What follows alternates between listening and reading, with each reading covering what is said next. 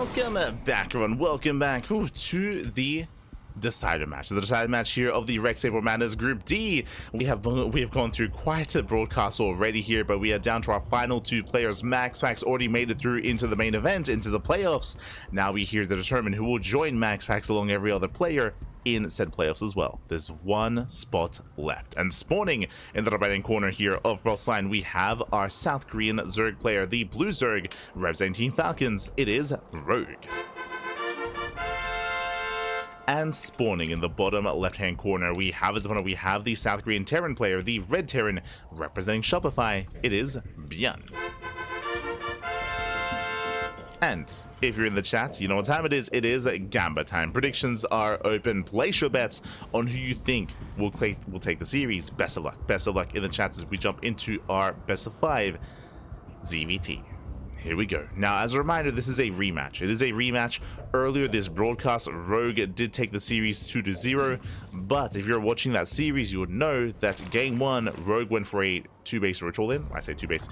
He went for, actually it was 3-base roach all in, where he just committed across the map. That was on Killer's Mile. And game 2 on Amygdala, we saw a very intense 40-minute late game of a Lurker, Swarm Host, Corruptor, Mass Overseer against Tank, Thor, Ghost from the side of ByuN.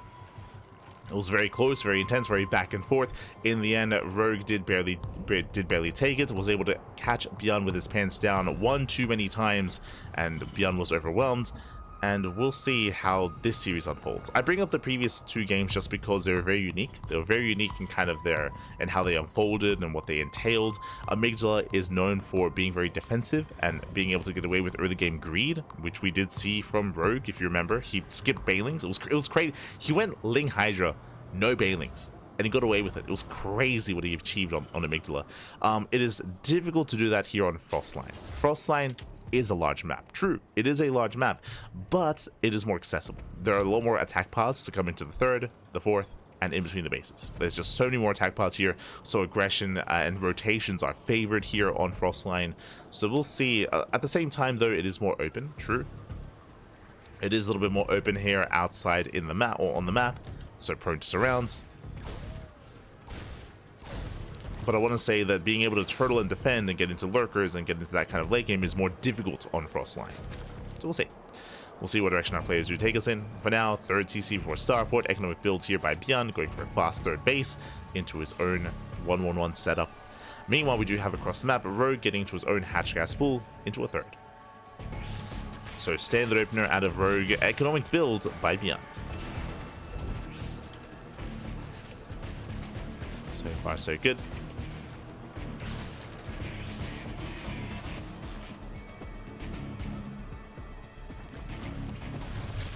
See how our players will approach this. Coming into this, I don't know who to favor, to be honest.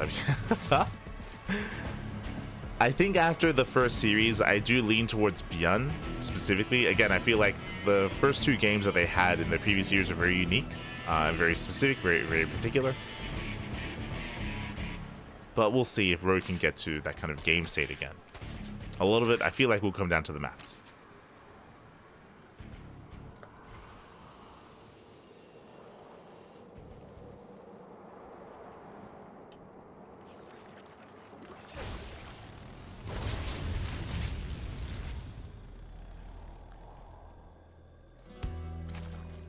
As ByuN does poke in, behind this going not into Banshee, does not go for the add-on swap, so he opens up Viking into Liberator, into early Stim instead. Interesting.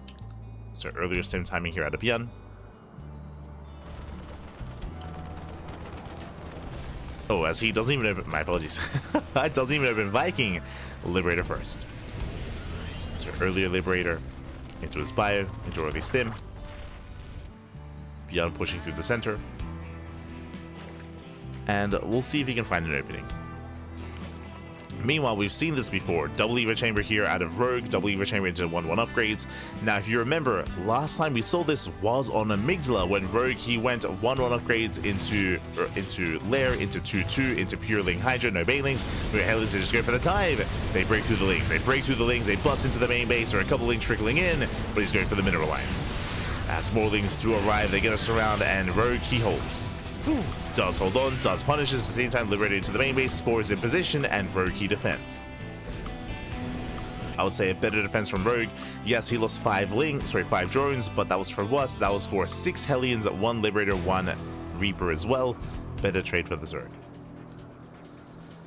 And we should soon be seeing in the next 30 seconds, just before 6 minutes, Lair. Lair timing, I don't see a Baneling Nest. So it's going to be a late Lair into non-existent Baneling Nest into Ling Hydra. This is the same build that we saw on Amygdala. Oh boy. Now I still do fall back on what I mentioned earlier, how I do think that it's more difficult to get away with that build on this map. I do think this map is more accessible and ByuN can be more aggressive, but losing all those Hellions early on is brutal. This means he has less support for his 7-minute timing. This means that he has less power in his 7-minute timing as well. So that was a big loss for ByuN. This means that Rogue, he's free to drone. He's free to drone up as heavily as possible. He's double expanding as well, getting a 4th base, getting a 5th base. Likewise, behind this, getting into his own lair. Does go for the Baneling Nest this time. Baneling Nest into a macro hatchery as well. Like Rogue, he is so free to do whatever he wants. And that is also why those Hellion dives are risky. And it just wasn't worth it. It hurt ByuN more than anything. And ByuN is in a rough position. Behind this, ByuN, he is up to 5 Raxes so far. Up to 5 Raxes. I'm not too fond of A-Raxing on this map, but we'll keep an eye on ByuN to see if he takes his gases. We'll see if he does take his gases. ByuN does move out. Move out gets spotted. Rogue is getting ready. As he just bypasses the main army, Ling Rama into the mineral line, and SCVs are going to be going down. Ay. Thankfully, there are reinforcements. Only 1 SCV falls. Delay mining time. ByuN moving in. He is going for the expansion.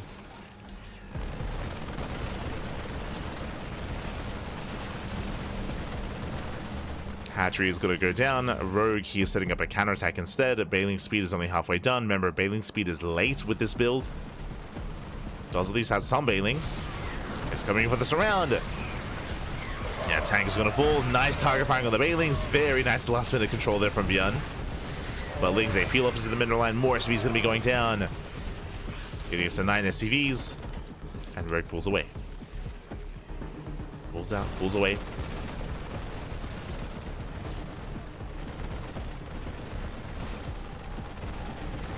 ByuN pushing forward, denying creep. Rogue, he takes the northern base instead.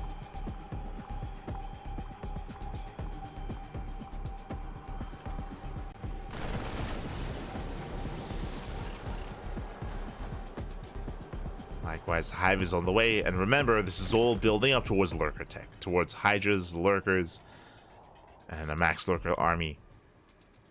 At least that's what I would assume. I'm second-guessing myself for a moment here because I don't see a Hydra Den. This could, in fact, be Ling Bane into Ultra. Oh. Meanwhile, Marines up, they get caught out. Massive connections. Yeah, ByuN overextends. Tanks are going to be falling as well. Yeah, brutal surround. Tanks are picked off at the same time. ByuN pushing in towards the top side. And yeah, no Hydra Den. This does scream Ling Bane Ultra.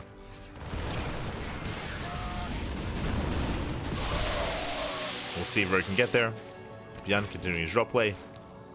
Limited anti-air, drop towards the south side as well. Northern base was denied. And the Hive is now done. Show us that tech, show us what you got. And there it is, there's that Ultra Cavern. Now, the biggest weakness of this build here, this style from Rogue, is lack of anti-air. That's why he has so many spores, because he does have no Corruptors or Hydras. He's limited to Vipers and Parasitic Bombs for his anti-air here.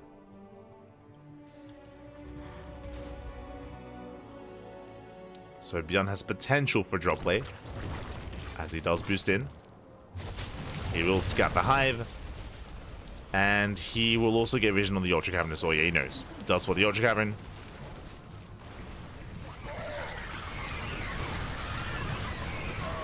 Likewise, shooting with the army. Ooh, Medevac goes down. Same time, Rogue, he goes for another Ling Runway, goes for the 4th, goes for the 3rd even. SCVs will fall. Rogue collapsing in the army. forcing friendly fire. And cleans up all the tanks as well. Rogue, he's just all over ByuN. He shuts down the middle line. 20 SCVs go down. GG gets called. ByuN is pulled apart before we even get to the Ultras. And Rogue will take game number 1. Whew. GG. Rogue, he will take a lead in the series. Again, just all over ByuN time and time again. A lot of it did come down to the first Hellion run by though. Like, it did kind of set the tone. It did set ByuN behind. Losing 6 Hellions at the start of the game like that, it was a big risk and it wasn't worth it in the end. With that, ByuN lost a little momentum. And if you remember, we spoke about it at the time. As soon as that happened, Rogue, he was free to drone as heavily as possible. Double expand, macro hatchery, tech up as well. It was free to do whatever he wanted. And he got away with it. Did get away with it. It was a strong start for Rogue. That leads us here into game number 2. Let's go. Leads us into game 2, and we'll see if ByuN can recover. As a reminder, it's a best of 5. Best of 5, plenty more games ahead of us, plenty more games to come. I want to believe in a back and forth.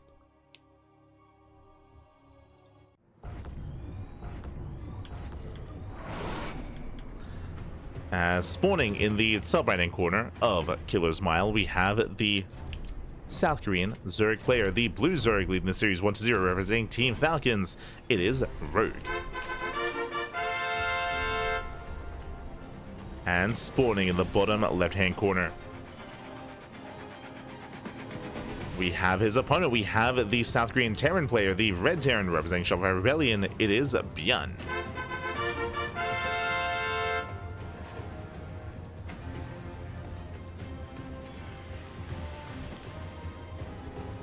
We go. So we are settling in and calming things down. So far, standard opening here out of Rogue, and once again, welcome one all to Killer's Mile. We've seen this quite often tonight. I want to say maybe even in every series, or yeah, maybe almost in every single series here tonight.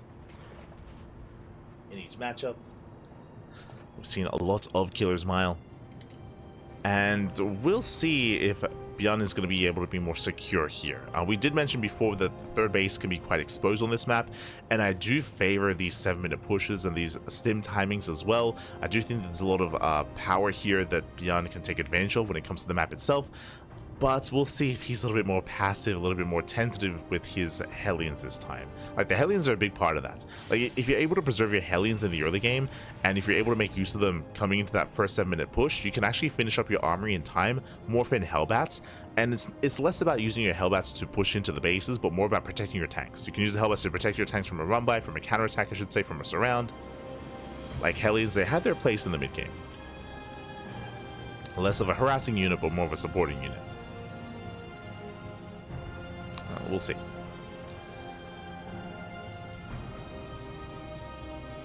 Now we're calming down. Hatch gas pool, standard opener here out of Rogue. Does go for a standard opener. Likewise, ByuN does go for his own rack expand into factory. Into most likely 3rd CC.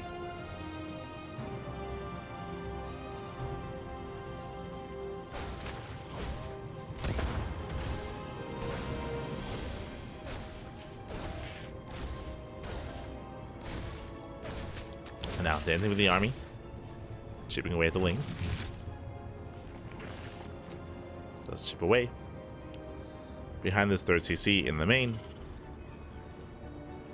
And likewise, ByuN also scouts the 3rd base of Rogue as well.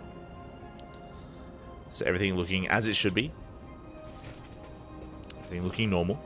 Last game, as a reminder, ByuN did open Liberator first with that starport. We'll see if we get another lib-based opener, or instead opening up into Banshee play, which we actually haven't seen so far out of ByuN against Rogue. Hasn't happened yet. Now, this is a rematch on this map. For those that remember, last time we saw Rogue on Killer's Mile, he did open up Roach. It was a Roach-based opener. He droned up to 63. It was like 62 or 63 drones. He did not saturate his 4th base. He got it just for Lava, and he went for a one big 3-base all-in. And ByuN didn't see it coming. He did miss it completely. He was caught with his pants down, and Rogue did end the game with his Roach all-in. Now, because that already happened here in this broadcast against ByuN, I don't expect to see that again. It would be crazy. It'd be wild. And ByuN is playing safe. Banshee. This time does open Banshee. This is more ideal if you believe your opponent is playing Roaches.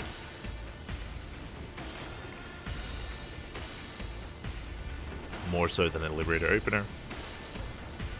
Of course, it has potential to harass and to get economic damage as well. True. Just a very safe and secure way to play. Overlord does confirm. Overlord gets eyes on the research on the tech lab. Is aware of Cloak. Is aware of the Banshee. Ooh, okay. Rogue is mixing it up. Lair first. Lair first out of Rogue this time. As a reminder, last game, Rogue did open up double Eva Chamber into double upgrades faster before Lair. If you remember, he went for almost a 6-minute Lair timing. This time at 4:30. Gases are being taken. Just the one gas for now. This can still just be for a Baneling Nest into Ling Bane, but we'll keep an eye out for Roach Warren or extra gases. ByuN is poking in.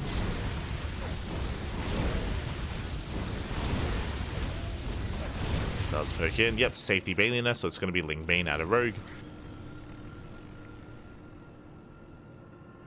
Rogue, he's not cutting as many corners this time. As Rogue, he does delay his Eva Chambers and he delays these upgrades in favor of the Lair, in favor of the Overseer and the Scout. Speaking of, as soon as the Lair is done, Overseer morphs in.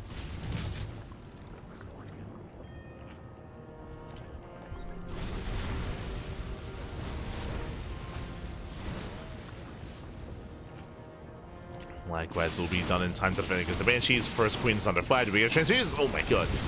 Just barely in time, but one Queen will still go down. Meanwhile, the Overseer does rock up. A second Queen falls. Massive pickoff, getting 2 Queens. ByuN pulls away. He pulls back. We have more Raxes in production, getting up to his own 5 rack setup on 2 bases. So far, so good.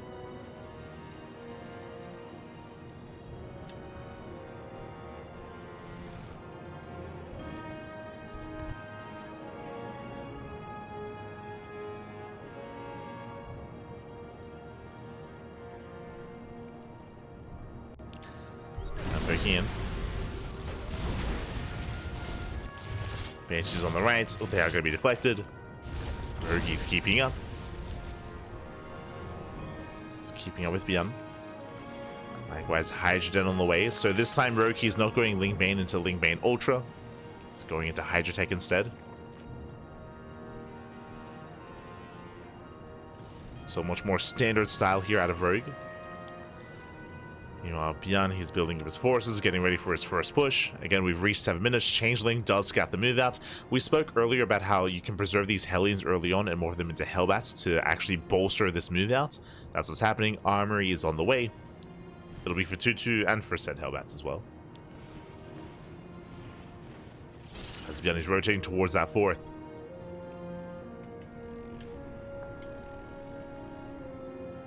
Let's rotate. Gases are being taken. Second factory is on the way. ByuN, he is taking up and getting ready for a 4th expansion. Armory is now done. And this is a decent position here for the tank.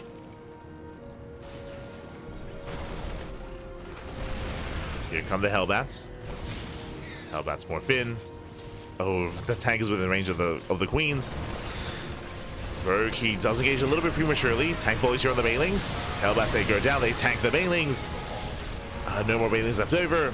And Rogue here overextends. He has to back off. A rough fight here for Rogue. At the same time, double jump towards the top side. And Rogue is being pulled apart. Again, that was a brutal fight and in favor of ByuN. ByuN, he outtrades his opponents. Sneaks up on the expansion. The 4th base, or sorry, I should say the 5th base is going to go down. It's going to be a kill. Rogue is struggling. He is struggling to keep up. We have more reinforcements on the way. Rogue collapsing in the army. Oh! Does force to pick up. ByuN does pull away. Rogue, he just ignores the tank. Catching reinforcements. Nice around here by Rogue. Uh-oh. ByuN getting caught out. Does have to evacuate. 4 CC. It's going to be denied its own location. ByuN being so greedy. And will he finish it? Rogue is massing up more Lings. Hydras get caught out. Oh, they got caught on A move. Yeah, that should not have happened.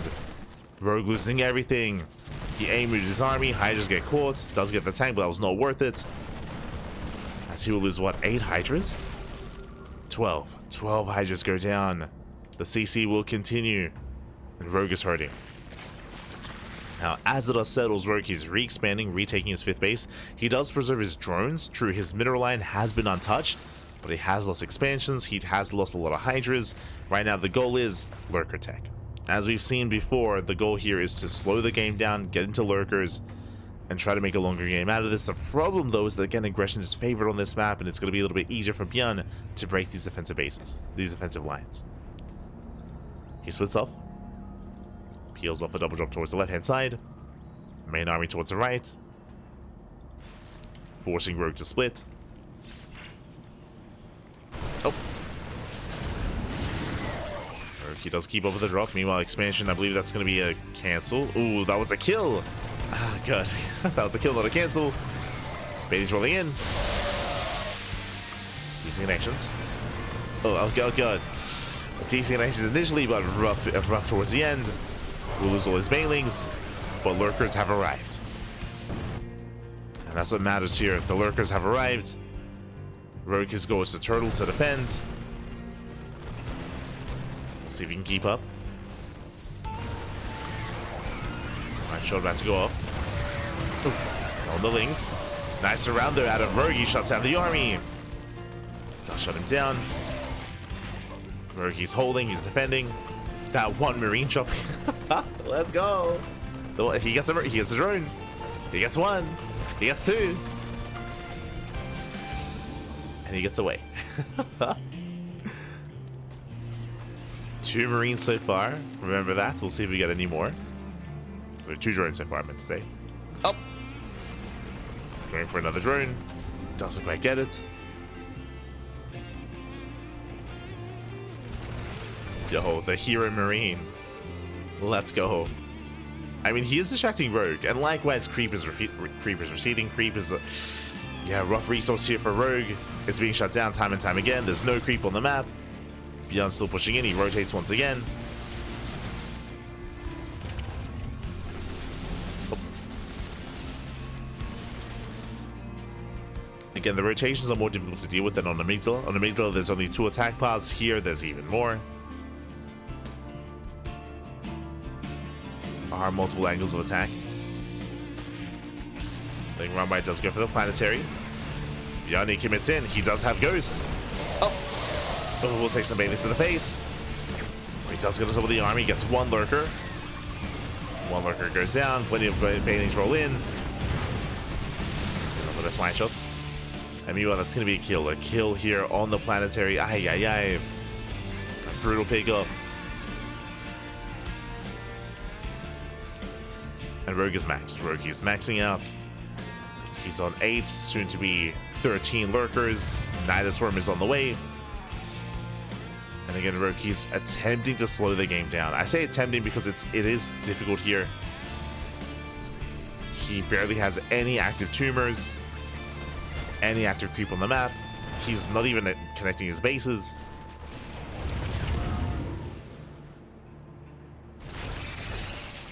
Changelings get caught. Checking the vision, there is 1 Ling here in the center. Borrowed Ling. That's really all the vision he has. Once again, building up his Master Overseer. He's getting there.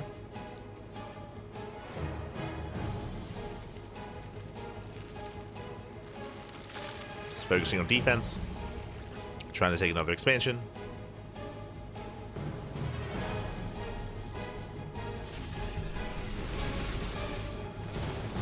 Spots the Lunkers.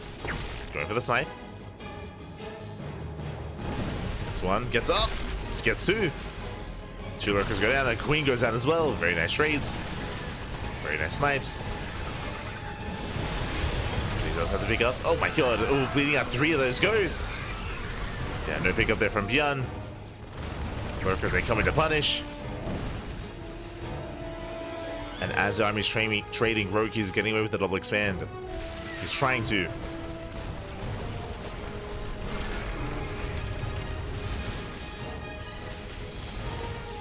That's a lot of ghosts. Liberators are on the way. Bailey's they roll in. They take down 2 ghosts. But the snipes are brutal. Killing 1. Take down 1 more lurker. And we do see this round. Last ByuN his own creep. Lurkers they borrow in time. And he catches out some of the ghosts. Force the pickup. Does force the pickup. Another Link Rabbi comes in. Denies mining. Denies the CC. And Rogue holds. Rogue, he holds onto the expansion. He does double expand. No saturation yet.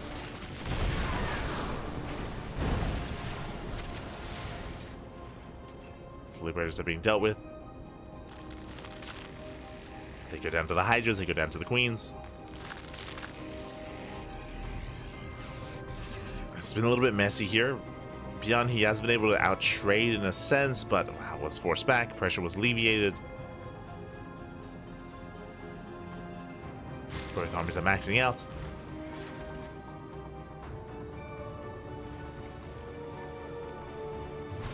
I'll go for the Night Swarms. Connecting the bases.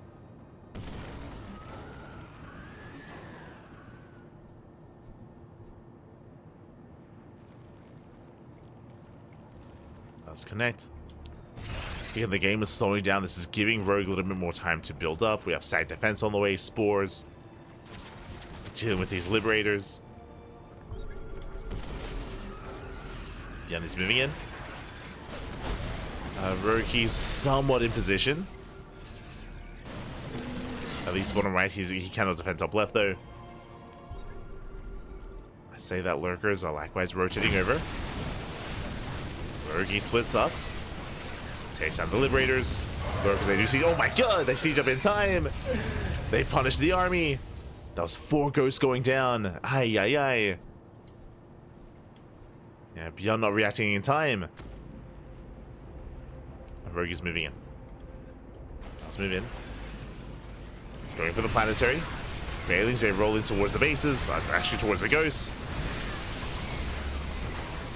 Rules zone away. But they don't get much done. Again, there was potential. They could have gone for the planetary. Meanwhile, Nidus into the main base. Lurker, they do on Burrow. Yeah, massive siege. Hydras, they are still going for the planetary. Oof. As Liberators are defending. Lurkers, they get some damage done. I'm still not so sure this is quite worth it though. Going for the CC. Sniping the fusion core. And this is an expensive trade here from Rogue, as he will lose every single lurker here. Catches out some of the army. Does catch him out.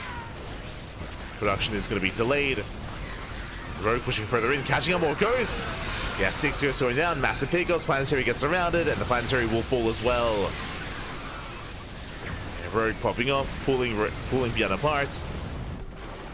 Lurkers in the main, they're still getting damage done. Going further in. Further into the main, forcing another scan. CC was killed. Some of them do waddle away. That was what, 20 SCV kills. Now, thankfully, ByuN does have a base on the left-hand side. Likewise, the bites are still close.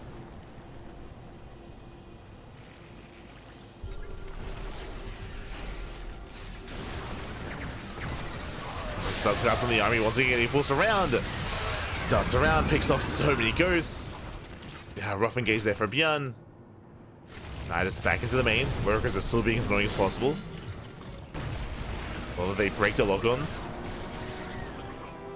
Just dive into the Nidus worms, they break the lock-ons. More bases on the way, more expansions. And the Liberators, they've been doing quite well for themselves. They've been doing a great job harassing. That's right, how many libs? 12? Jesus. 12 Liberators. There is a Spire. Speaking of Liberators, they deny mining.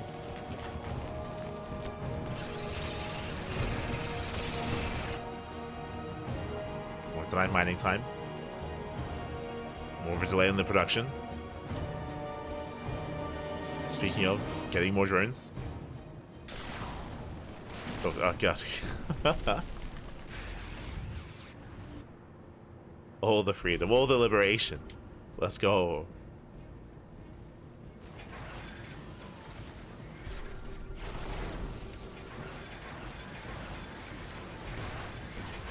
Does siege up. Does up all the liberators. Now a couple of Vipers have arrived, still no Corruptors. 18 Hydras should be enough anti-air. Of course, Rogue can abduct. Does launch forward, massive Maestro going up. Here come the abductions, gets 1, gets 2.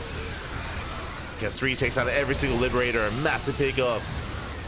Ling Bane shuts down the Ghosts, and ByuN is falling apart here. Losing out all his libs, losing out all the Ghosts. Marines and Marauders left over, barely an army. And this has been a more chaotic game and more intense game than what we saw in Amygdala, that is true.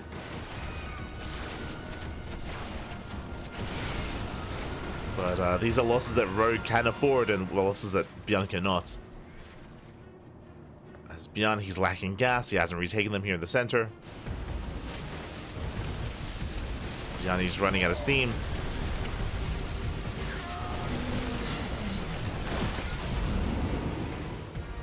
Nice drop though. Takes down the Nidus. Meanwhile, backup Nidus here towards the natural. The Lurkers on one of the most important mining bases here at ByuN. Denying mining. Throwing away more Liberators. As Liberators, they do continue. They're getting value.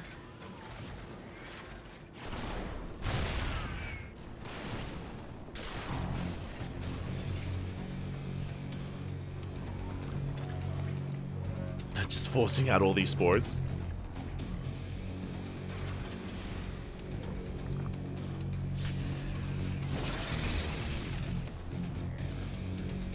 Yeah, he's remaxing.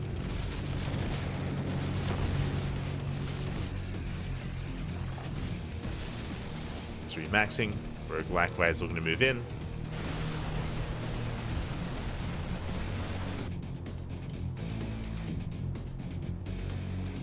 Rogue, he does spot the army. With this rotation, he can go for the planetary as well. As Parabomb does go off. Oh my god, he yoinks the medevacs. Does cost a lot of energy. Another Parabomb as well on the Liberator. Yeah, he's going for the planetary. He's going for the base. Ling's AP low. Ghost gonna be going down. Getting 1 Ghost. Planetary falls, and Rogue can just back off. He can just back off from here. Does pull away. And ByuN, he's on his last legs. He's running out of steam. He's running out of economy. He is struggling to remax. Has a decent size or a decent army composition, that is true, but the size is what's hurting him.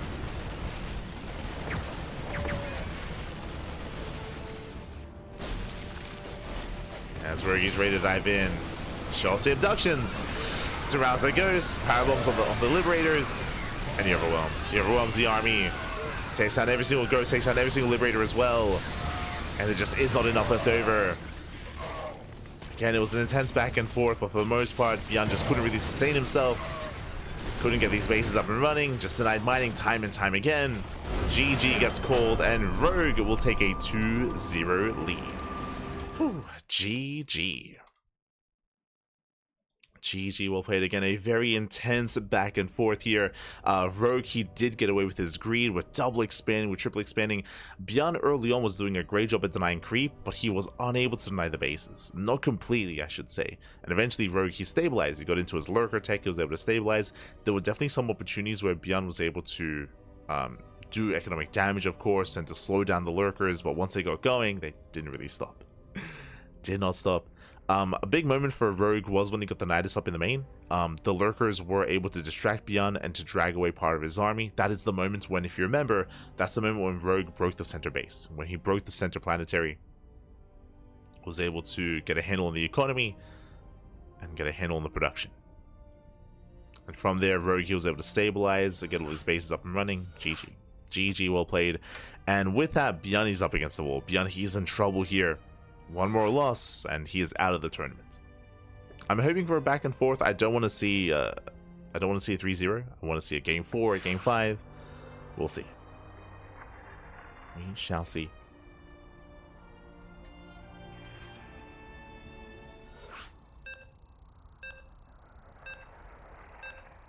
I'd love to know your thoughts on the new proposed map pool. I've already expressed myself to Wax. Shout out to Wax Angel, of course. He's the head of the TLMC like admin team. We had a brief conversation about it. I did basically I said that I appreciate which maps were chosen so far, but I mean, we spoke about it during the podcast. True. I'm not too fond of the idea of how the maps were chosen. My biggest concern is it is a good way to like pick certain maps in a vacuum, but what's important is how an entire map pool is constructed and how it's formulated and how it comes together as a map pool. And that's my biggest concern, is to make sure that there's good enough variety there. For those that don't know, right now there is a temporary proposed map pool, and it is constructed based on placements and votings on certain maps. And the thing is that all those the way that those maps were decided were on an individual basis to come together to form a map pool, which I don't think is the best way to make a map pool. But in general, I actually like the maps. Like despite how it's made, I actually do think that the maps chosen are a good thing. But yeah, there's definitely a lot to get into. But now though, we can focus on our series. Spawning in the bottom left-hand corner of Amygdala, we have our South Korean Zerg player, our blue Zerg, representing Team Falcons. It is Rogue. And spawning in the top right-hand corner, we have the South Korean Terran player, the red Terran representing Shopify Rebellion. It is ByuN. Let's go. Let us go.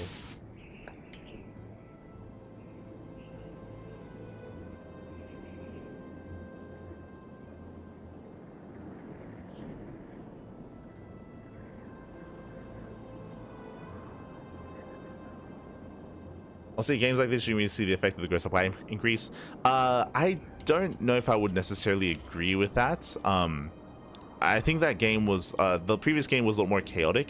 I do think that if you were to see the map like Amygdala, for example, you can see kind of like the strength that's, I mean, hey, we're back on Amygdala. True, we're back on Amygdala. We might be in that game state once again, but ByuN, he was able to hold his own with Mass Ghost against his opponents, bearing in mind that you can get away with a lower SCV count to make up for that supply, and a higher mule count, of course, in the late game. Specifically in that last game, what's important was that it was a little more chaotic. You rarely had moments where ByuN was able to max out, as there was a little more action, a little more aggression that was happening.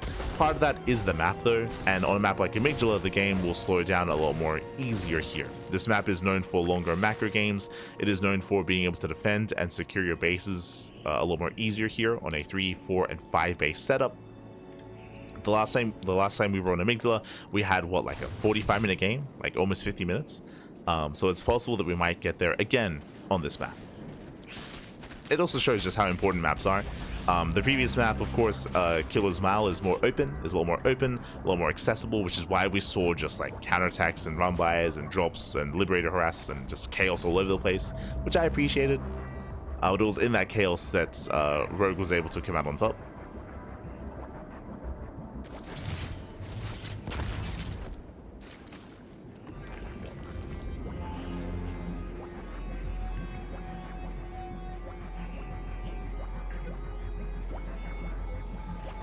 Go.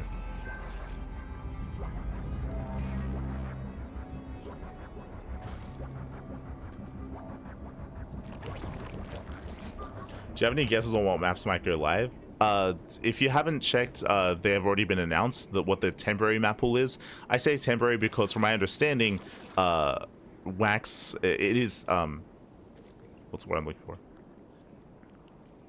We might be changed. It is temporary, which means that most likely is going to be updated and most likely adapted and adjusted. is prone to change, I think is the word I was looking for. But yeah, right now, from my understanding, Waxy is getting feedback from a bunch of other figures in the community to get their feedback, to get a better idea of what maps to kind of include into the map pool and bring it all together. But there's a temporary map pool that's currently public. Again, it was all spoken about during the podcast.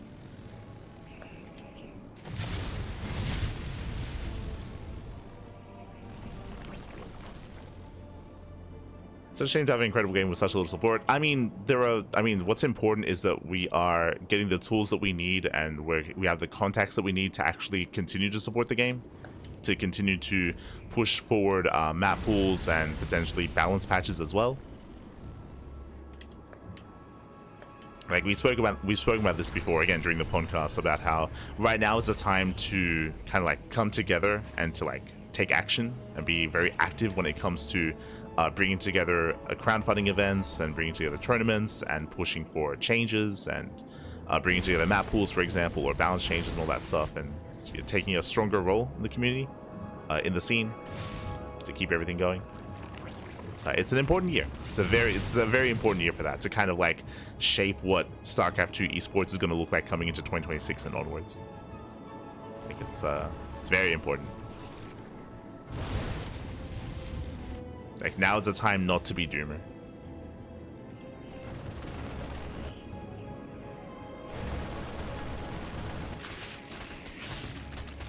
It's a very important time in StarCraft.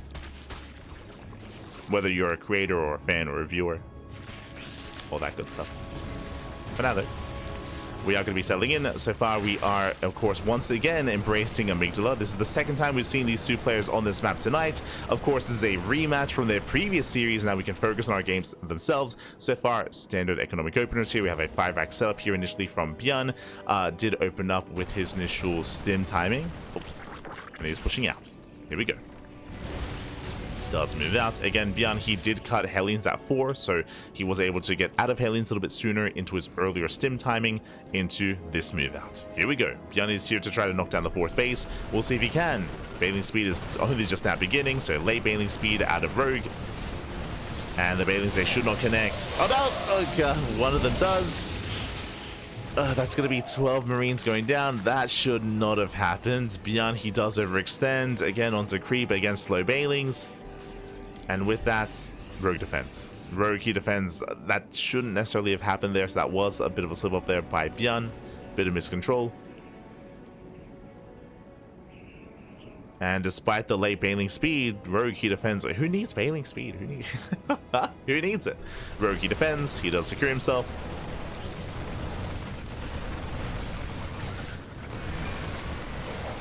Getting on top of the army. Oh, taking down a full medevac. Nice pickup. Full medevac goes down.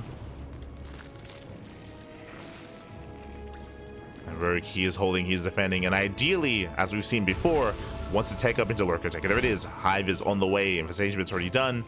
No Hydrogen yet. We'll keep an eye out on Rogue. Does he go for the Hydrogen? Does he go for Lurkers again? Or do we embrace Ultras instead? He has two options. He has two options. He has two different tech paths. We'll see where he takes us. For now, ByuN applying pressure. Ling Ramai does hit the goal base. Looking for a cancel. Oh no! And can he force it? It's gonna be close. Can he lift in time? He can. No, that's a kill. That's a kill, not a kill. Ay, ay, ay. Not like this. Not like this. That was a kill in the CC. A brutal loss there for ByuN. I mean, it was close. It was almost done. If it did finish in time, he could lift, of course. But, alas, ByuN is falling apart a little bit here, whether it came to the bailing connection earlier, when it came to the killed CC. And the Hive is done, and do you see what I see? I see no Hydroden, so it is going to be Link Bane into Ultra Tech from the side of Rogue. Rogue has a lot of momentum on his way, on his side. And it's going to be a rough defense here for ByuN. He has yet to take into Ghost. There's that Ultra Cavern that we did mention. And without Ghost, it's going to be a tough hold here for ByuN. Now, ByuN, there's still ways to bounce back in this game. There's still ways to be active and to get into mineral lines or to counterattack and to out-trade the Ling Bane. True. Like ByuN, he can try to bait the army into tank fire. As I say that, Rogue just commits. He will get one tank. Oh, he does not. Never mind. Doesn't get the tank. Brutal shots going off. Really rough position there for Rogue. Already a better fight for ByuN. And this is what he needs. This is what he needs here. To bait Rogue into bad fights. Rogue, he attempts to surround. Collapsing on the army. Yeah, much better angle this time for Rogue. Takes down two of the tanks. Pulls away with the mainlings. This time Rogue, he doesn't commit. Better pickups for the Zerg player. At the same time, ByuN pushing in towards the left-hand side. Sims on forward. Oh. Getting caught out once again.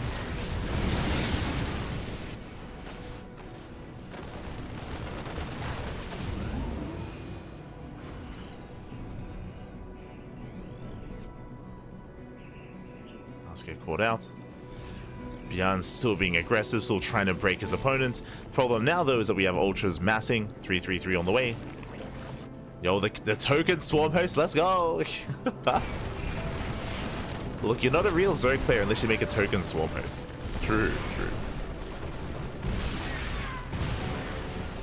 Once again, awkward position here for Rogue. We'll take down the tanks. Claps on the army. Yo, Locust Wave pops up. Let's go.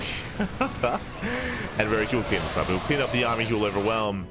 At the same time, ByuN does go for a drop. There are defenses back at home. And Rogue, he commits. He will overextend though. ByuN is ready on top of the ramp.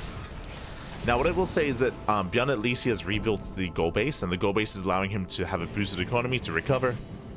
I still do favor Rogue coming into this. But ByuN is still in this game. He's still in this game. He had some decent trades earlier. Ghost production has begun. He's getting into mass Marauder. That's a very Marauder heavy composition. And Rogue, he's waiting for his upgrades. Again, 3-3 are still on the horizon. No Vipers yet, which is a little bit concerning. Oh, never mind. Who needs Vipers when you have Dropper Lords on the way? Rogue setting up a Doom Drop. Okay. Show us what you got.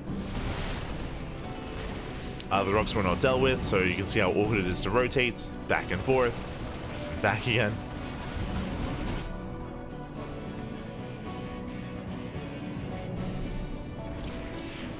Oh, the Swarm Host. I feel like we should just kill it at this point. Swarm Host isn't really helping too much. It's hurting Rogue more than anything, but here we go. Doom Drop into the natural. Massling. Rogue trying to catch out the ghosts. Takes down two of the tanks. Likewise, two ghosts go down. Massive pickups. Takes down two ghosts. Kills the CC. That's a kill, not a cancel. Lane drop into the natural. Getting another tank. Going for the E-base as well. The E-base pushing forward and ByuN is being pulled apart. Yeah, the ghosts not where they need to be. Another tank falls. And massive pickups. ByuN, he will defend the natural, but that's going to be 13 SCV kills and another tank.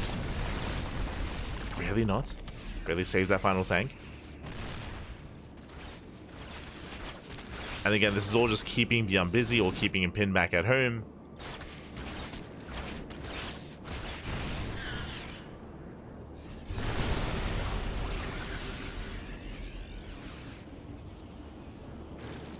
As the drops, they continue. Another massive Doom Drop here into the mineral line. Now this time, ByuN, he does have his army in position. He's ready here at the natural. Likewise, turrets are built up as well. So this isn't going to be as successful. Rogue has to calm down. Oh, he pulls away. And Rogue, he will lose one full Overlord. Just one.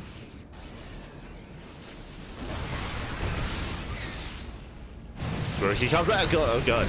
He tries to come back. Loses two more Overlords. This is not it. It's not it, Pappy. It's not it. Please add a lot of Lings. Meanwhile, Rogue going for the mineral line, going for the SCVs. Oh, takes out the planetary. And up. Oh, does connect. Oh my god, 25 SCVs going down.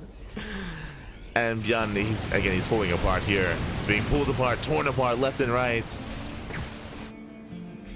Again, it was a rough start. We did mention earlier, ByuN losing his 4th base. It was a kill, not a cancel in the CC earlier.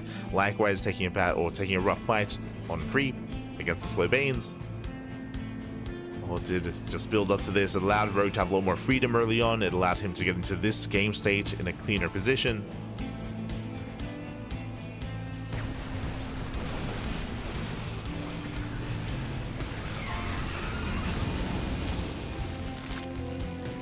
ByuN is struggling.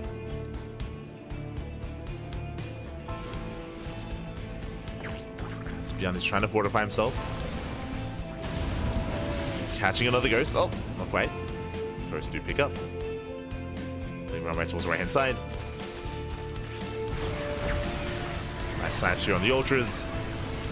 Bailey's coming in for the surround, at least attempting to. Nice kiting back. Pass out. Oh, he gets trapped. Gets pinned back. Another planetary goes down. That's all that matters here. That's all that Rogue needs is deny bases. Deny bases, deny mineral lines, and ensure that ByuN he has no economy to rebuild and to sustain himself.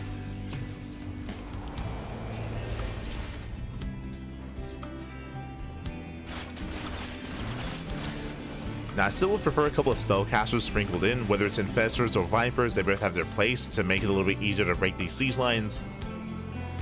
For now, Rogue, though, he's just brute forcing his way through. Just brute forcing it. Slides pop up. Bailey's still rolling in, though. Collapsing on top of the tanks.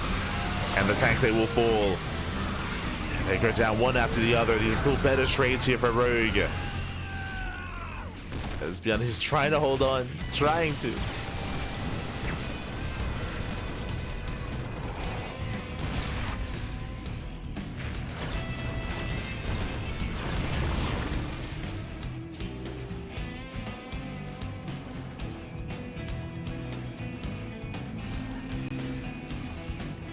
Rogue is able to just rebuild, reinforce, and do this over and over again. And I was hoping for a back and forth series. I was hoping for a game 4 or game 5, but this is just a really rough game state for ByuN.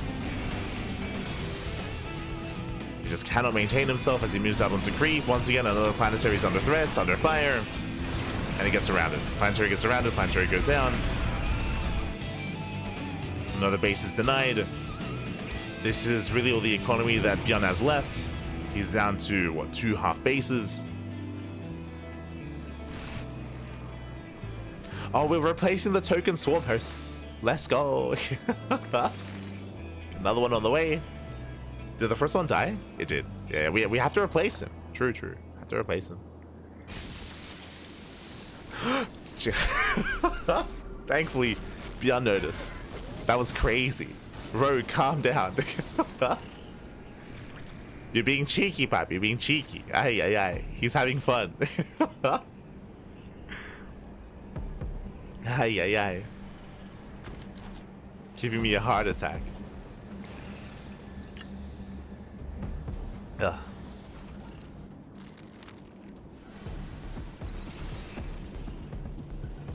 Now Knight is into the main. Rogue pushing in once again. Collapsing on top of the tanks. There's just barely any support here. Tanks are going to go down.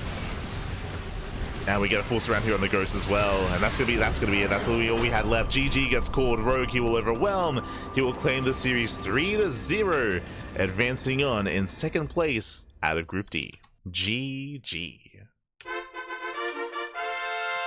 Ooh, GG, well played. Hello those Pipers, hello those. GG, well played. Congratulations, Rogue. He will claim the series, will advance on in 2nd place. ByuN is out of the tournament.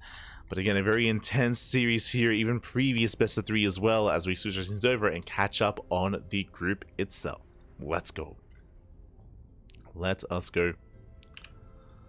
As we do have our final results coming in, we have MaxPax took down ryung 2-1. Honestly, again, very close series. Like, that first series of the broadcast was intense. MaxPax, he did barely defeat ryung. Likewise, he had a much stronger, much more dominant showing against Rogue. He did take the 3-0 of Rogue, and MaxPax did advance out in 1st place. Meanwhile, Rogue took down ByuN 2-0 initially, went down to MaxPax, and was able to come out on top in the rematch once again versus ByuN, with overall a 5-0 scoreline against ByuN back to back to back to back. We also had a very intense series between Ryung and ByuN. I do recommend it. It was a very fun, very back and forth TVT. In general, Ryung, his matches here tonight, I feel like with almost the highlights of the broadcast. I say almost because there was definitely a lot of intensity, especially in the first best of 3 between ByuN and Rogue. In that first best of 3, but regardless, GG well played. Again, ByuN just having a bit of a harder time here against Rogue. And I should also emphasize that Rogue, he did play differently. We had different styles. We had Roach all-ins, we had Ling Bane Ultra Tech, we had rushing into Mass Lurker into 50-minute games. We had quite a bit of diversity here, and yeah, quite a bit of chaos as well. I'm brought back to the game on Killer's Mile, where we saw just non-stop aggression, limited harass, Ghost out on the map as well, drop play all over the place.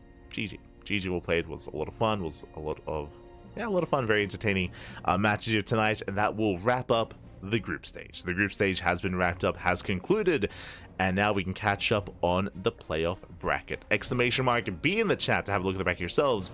Let us head on over here and catch up on the month of StarCraft. So for those that are curious, for those who are unaware, shout out to Rex. The tournament is called the Rex April Madness because Rex, he's crazy, papi, especially in April. As Rex, he is a Taiwanese Zerg player, but this year he has started investing more time into content creation. He's been casting a lot more. He's been doing a lot more casting, a lot more content creation, and recently started hosting tournaments as well. It began last month. Last month in March, we had the Rex March Madness. Now we have the April Madness as well. It is a month-long event. The last week we had Group A and Group B. This week we have C and D. Next week, the playoffs. So 3 weeks. 3 weeks of content, 3 weeks of StarCraft. The tournaments have been lasting 3 weeks each, and it's been quite intense. We have Group A. Here we have Group A. Hero and Solar did make it out of the initial group. Gumiho and Lemon did not. We had Clem, Classic, Bunny, and Xian also advancing on out of the group stage. Shin, last did struggle there in the group stage, nice as well. Kieran Dark also failed to make it out. Scrolling on down, we have Group D. We just wrapped up with Max, Pax, and Rogue advancing on in first place, first and second. ByuN and Ryung not quite making it through the group stage. Didn't make it through. And that leads us here into the playoff bracket. Now, I believe the bracket is going to be seeded later on tonight or tomorrow, so yet to be determined, but shout out to Rex. Rex, of course, is putting in a lot of hard work to seed this and to make this a reality. You can see here, top 8. We have our top 8 players, and we'll see what the bracket looks like coming into this. The way that it usually works is that players that made it out in first place will face off against players in second place. That is something to bear in mind. We're going to have 2 Zerg players with Solar and Rogue. We're going to have 3 Protosses in Hero, Classic, and Max Packs. Oh, and Xian, sorry, 4 Protosses. And we're going to have 2 Terrans in Clem and Bunny. Again, Bunny had a very strong showing in Group C, flexing his TVP, to be honest. His TVP was crazy. Like the highlight of that series was Bunny versus Xian, 100%.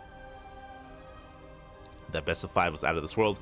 I do recommend it if you missed out on any of these matches and any of these groups. If you want to tune in, check out the VODs. Check out the VODs over on YouTube. We do upload on a daily basis, plenty of content.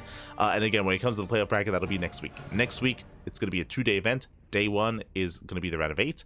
Round of 8, these are all best of 5s. Pure best of 5s in the round of 8, then best of 7 semis and best of 7 grand finals. So day 1 is the round of 8. Day 2 will be the semis and finals thereafter. There you go. There you go. That is going to be next week, so do tune in. Otherwise, we have plenty more StarCraft on the horizon. Plenty more StarCraft to come. Let's go. Who is Lemon again? Was he someone who name changed? No, Lemon is a Taiwanese Protoss player. He has been around for many years. I think he debuted back in like 2019, I think. So, nice. He's been around for a very long time. Very long time here. But here we go. We do have our schedule. We have our weekly schedule here. We just wrapped up with our evening broadcast on Thursday with the April Madness. Earlier this morning, we were live with Little League Cup. And tomorrow morning, we're going to be live with Little League Cup once again. That's going to be at 9 a.m. KST. That's going to be at 10 a.m. AEST. That is going to be in 8.5 hours. In 8.5 hours, we're live on this channel with some more StarCraft with Little League Cup. That is going to be our... Actually, you know what? I have the technology. I can just show you. It's crazy, I know. Hold on. Aye. Do I have the display here? . 。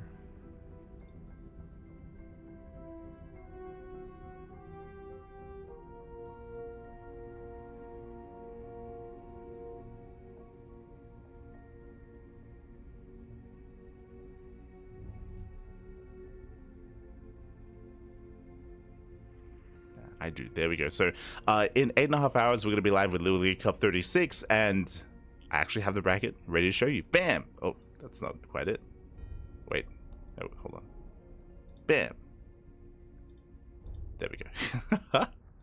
That is the bracket we're going to be covering in 8.5 hours. We have day number 2 of Little League Cup. That is going to be Trigger versus Shin and Creator versus Cure, leading into the grand final. So again, that's going to be in 8.5 hours. So do tune into that. It's going to be a blast, I'm sure. Again, we have a lot of variety here when it comes to our top 4 players. That is going to be tomorrow's broadcast. Again, so that's in 8.5 hours. Otherwise, on Saturday, we have KSL, we have MSO, Sunday, we have Firegrow Cup, and we have the Brazilian StarCraft 2 circuit as well, as the offline event in Brazil is on the horizon. So that is the beginning here of the offline event. That isn't offline, but that is the online portion leading into the offline finals. So a lot of content on the horizon, a lot of content to come. Again, our next broadcast is in 8.5 hours. You can see that we do have half a day off this week. Let's go. We have half a day off this week. Tomorrow, Friday evening, we will not be casting StarCraft. Instead, gonna be laddering some StarCraft instead. I'm gonna be streaming on my personal channel. If you want to tune in, !light in the chat. I got you covered. !light. I do stream on, I stream whenever I can. As you can see, I'm usually casting, so I don't often get time to stream, but every now and then we get half a day off, and then I can stream. Then I can ladder. You can check me out there if you wish. Otherwise, it's all about casting. It's all about casting. It's all about StarCraft. Again, we are live more than any other channel out there, more than Pig, more than Wardy, more than anyone else. All the content, all the StarCraft. We have the quantity, and we have some quality as well. We have some quality here on the CranKy Ducklings, as we cast as often as we can. And again, next week we have even more StarCraft to come. I'm looking forward to maybe having a little bit more time off in May. It's been intense. It's been a very intense schedule, let me tell you. It's been a very intense schedule. I would appreciate some extra time off in May. We'll see what happens though, because someone was bringing it up earlier. We did just get an announcement of EWC qualifiers, DreamHack Dallas, GSL, Star of Zagora. Like we just got confirmation of what the circuit is looking like this year in 2025 for StarCraft 2, and we're probably going to get involved in some way when it comes to community casts, qualifiers, B stream, C stream, D stream sort of stuff. We're probably going to have to get in contact with a bunch of people and figure that stuff out. So yeah, it's you thought our schedule was already busy. It's about to get busier. It's it's about to get even more intense with even more StarCraft. So yeah, look forward to it. Do look forward to it. Exciting times. For those that missed out, I do recommend checking out the podcast. We actually did host the podcast yesterday, and we did bring up and we did speak on a lot of the news of the week when it came to player transfers, and more importantly about the new proposed Team Liquid map contest map pool, which is on the horizon. Wax Angel has already said that they do intend to release the map pool before EWC. I think he said before the EWC qualifiers, which would be ideal. So already, good news on the horizon here when it comes to having regular updates for the ladder map pool. Very, very exciting stuff. The next thing that I think is on everyone's mind, my mind included, is a patch, right? Do we get a new patch before EWC as well? Personally, I hope so. I hope we are able to get a new patch. I will say that the fact that we have a new map pool on the horizon is a good thing. I think it shows, I think it's a very positive thing, just because it shows that clearly it's not like now that ESL aren't in charge of handling that sort of thing, it's not like now we have cut ties with Blizzard. That is not the case. Blizzard are in contact with those at Team Liquid or at TL for the TLMC, so clearly there is some communication that we do have with them as a community, with Blizzard as a publisher, to be able to provide updates for the game for StarCraft. If we're able to have ladder map pool updates, most likely we can probably propose balance changes as well. The question becomes, is the Balance Council able to come together and come to an agreement and formulate a cohesive patch to bring forward and to push live before EWC? Personally, I would hope so. I would hope so. And again, it already seeing that we have a new map pool on the horizon shows that there's potential for that. But it comes down to the team working behind the scenes on actually bringing together a patch that is agreed upon to push forward and to go live. So we'll see. Overall, though, hearing that we have a new map pool on the horizon, it does give me at least some optimism, because it's already one step in the right direction and one step closer to being able to push forward a patch like that. So it is definitely a good sign. Whether we will get that, though, we'll see. We shall see if that does happen before EWC or not. Otherwise, thanks for watching. Yeah, it is exciting, papi. Este Darking, papi. Este Darking. Let's go. As with that, we're wrapping up here for the broadcast for the evening. We're going to be heading off, and we'll see you guys in 8.5 hours for some more Lily Cup, or we'll see you guys over the weekend for some more StarCraft action. Again, 24 hours from now, we won't be live on this channel, but I will most likely be playing some Final Fantasy on my personal stream. Otherwise, thanks for watching. Thanks for the support. Stick around. We're gonna be giving another StarCraft streamer a raid. Not too sure who's live at the moment, but we'll find someone. We'll find someone that's playing StarCraft. I see that Loco is playing some Warcraft 3. I see that Wardy's playing Tempest Rising. Hearthstone is live. Who else? Rushi is live. Oh, Tap Brood War is live. Let's go. We'll find someone. Otherwise, thanks for watching, thanks for support, and we'll see you guys next time. Ciao, baby, ciao. See you next time. That's all right. If you want to support us, Patreon. How could I forget? If you want to support us, Patreon is the place to be. Again, right now is a time in StarCraft where community support is that much more important when it comes to funding so many events, whether it's the Pigsty Festival, whether it's GSL with their Patreon, whether it's KSL with their Patreon, or whether it's the CranKy Ducklings with our Patreon. Our Patreon does fund our tournaments on a regular basis. It funds our weekly tournaments and our monthly tournaments as well. It all does boost the prize pool for our tournaments, so if you want to support StarCraft, then Patreon is the place to be. Otherwise, following us is all that we ask for. Thank you. Thank you so much for the support. Thank you so much for tuning in, and we'll see you guys tomorrow. Until then, hasta luego. Ciao, papi, ciao. Hasta luego.